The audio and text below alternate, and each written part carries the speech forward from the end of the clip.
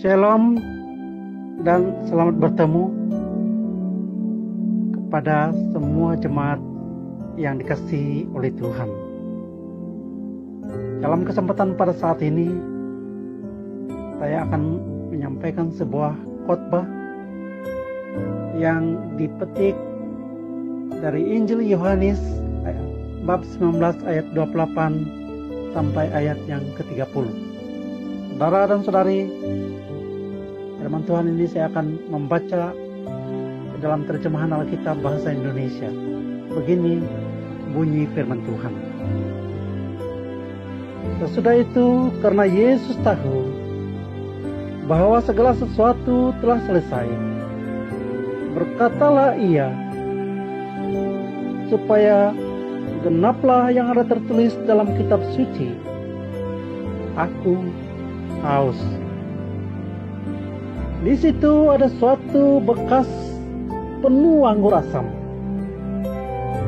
Maka mereka mencucukkan bunga karang yang telah dicelupkan dalam anggur asam pada sebatang hisop, lalu mengunjukkannya ke mulut Yesus.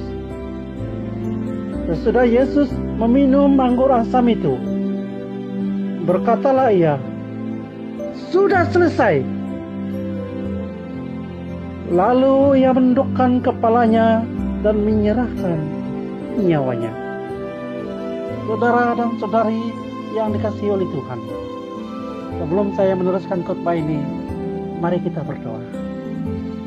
Bapa kami yang di surga, Tuhan kami Yesus Kristus, Tuhan, ketika kami mengingati hari kematian-Mu di atas kayu salib lebih 2000 tahun yang lalu, Tuhan, perasaan kami pada saat ini sangat bersedih, dan kami memerlukan kekuatan daripada Tuhan, yaitu kekuatan melalui firman Tuhan untuk menghibur dan menguatkan kami. Berkatilah hamba-Mu yang menyampaikan firman ini ya Bapa. Berkatilah jugalah jemaat yang mendengarnya ya Bapa, supaya kami semua beroleh kekuatan berkat daripada Tuhan. Terima kasih Bapa di surga. Di dalam nama Tuhan Yesus, hamba-Mu berdoa. Oh haleluya. Amin. Saudara dan saudari yang dikasihi oleh Tuhan, hari ini kita berkumpul di ruangan ini untuk sama-sama mengingati tentang kematian Yesus di atas kayu salib. Kematian Yesus seperti juga kematian-kematian yang lain yang pernah kita saksikan sendiri. Saudara dan saudari, apa yang ada pada orang-orang yang sudah mati? Kalau diperhatikan, bila orang itu mati, hanya ada air mata, perasaan simpati, rasa kehilangan, dan sebagainya. Tidak apa-apa lagi, itu saja saudara dan saudari. Saudara dan saudari, meskipun dulu dia seorang yang terkenal, ada kedudukan yang tinggi, menjadi pemimpin masyarakat, pemimpin gereja, dan sebagainya, tetapi kini tidak lagi saudara, oleh sebab dia sudah mati. Secara pandangan manusiawi, pandangan murid-murid terhadap kematian Yesus ialah sebuah kekecewaan. Saudara dan saudari, melalui peristiwa kematian ini menghancurkan segala harapan yang tinggi. Semangat menjadi murid Tuhan Yesus hancur berkecai. Apalagi yang boleh diharap saudara dan saudara. Namun ada satu berita baik yang ingin saya kongsikan melalui tema pada hari ini, yaitu misi sudah selesai. Saudara, ungkapan sudah selesai lalu kita dengar banyak kali, atau kita lihat sendiri dalam film. Cuma saudara, kalau dalam film ada sedikit berbeza dengan kata-kata Yesus ini. dalam film selesai sudah yang membawa maksud tayangan atau persembahan film itu sudah berakhir. Saudara dan saudari, ada juga ungkapan-ungkapan yang diucapkan oleh hero di dalam film itu kepada para penjahat. Setiap kali dia bertemu dengan para penjahat, lantas dia katakan, "Ayo, mari kita selesaikan perkara dendam di antara kita dengan mata pedang." Saudara, apakah yang dimaksudkan oleh Yesus dengan ungkapan sudah selesai? Saudara dan saudari, ungkapan sudah selesai ini membawa maksud bahwa misi penebusan Sang Juru Selamat telah selesai dengan sempurna, di mana Yesus mengorbankan dirinya di atas kayu salib untuk saudara dan saya. Ada amin, saudara dan saudari? Saudara, ungkapan sudah selesai memberi satu penjelasan kepada kita bahwa pada saat Yesus menghembuskan nafasnya yang terakhir, maka tujuannya datang ke dunia ini, yaitu misinya, sudah tercapai sepenuhnya. Apakah tujuan Yesus, saudara? Tujuan Yesus ialah untuk melaksanakan misi karya penebusan bagi umat manusia yang jatuh dalam dosa, yaitu saudara dan saya.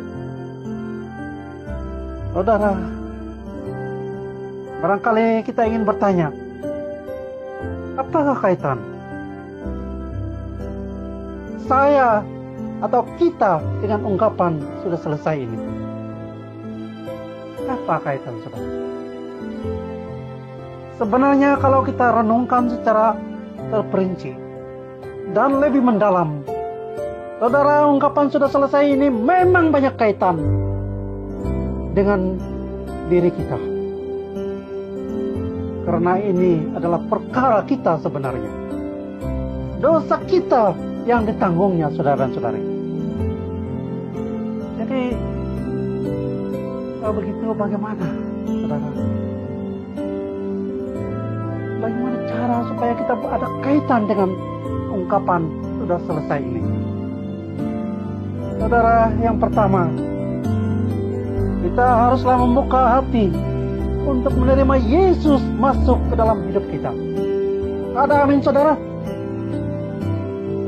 Bila Yesus sudah berada di hati kita, maka hidup kita tidak pernah sama lagi. Wahai saudara dan saudari yang dikasihi oleh Tuhan. Kenapa tidak sama lagi? Saudara dan saudari, memang tidak sama. Oleh itu, kita harus buat perhitungan antara diri kita dan segala perkara yang tidak baik yang terjadi, yang masih bersifat dosa di dalam kehidupan kita. Saudara, yang masih bersifat dosa ini, ayo kita perlu buat perhitungan. Kita perlu akhiri dengan menyatakan, sudah selesai, pergi kau dari hidupku. Jadi saudara dan saudari, melalui tema yang cukup sederhana pada hari ini, yaitu misi sudah selesai, kita boleh ambil sebagai satu slogan baru dan terpenting sekali dalam hidup kita, saudara. Sebagai slogan misi untuk pelayanan kita sebagai anak-anak Tuhan yang sudah ditebus oleh Yesus. Saudara, kita perlu selalu mengatakan, sudah selesai kepada tabiat kelakuan hidup kita yang berdosa. Saudara, mari kita ucapkan slogan ini, sudah selesai kepada sikap pemarah yang ada di hati kita.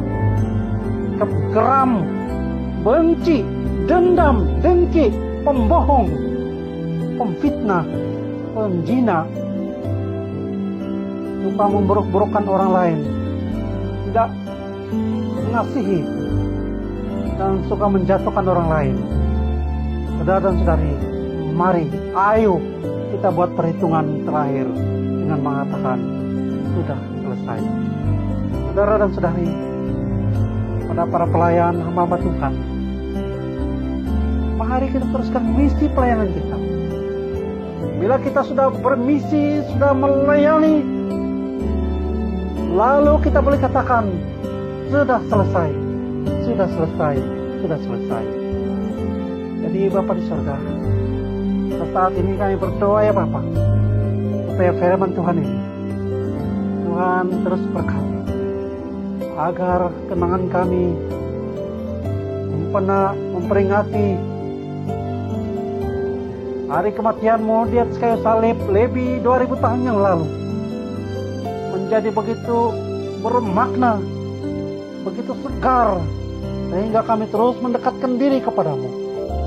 Bapa, kami mohon supaya Engkau menteraikan di setiap hati kami firman Tuhan yang sudah kami belajar bersama pada hari ini.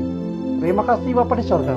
Segala kemuliaan, hormat dan pujian Bapa kami persembahkan kepadamu, karena Engkau layak menerima segala-galanya. Di dalam nama Tuhan Yesus Kristus, hamba-Mu berdoa. Oh haleluya. Amin.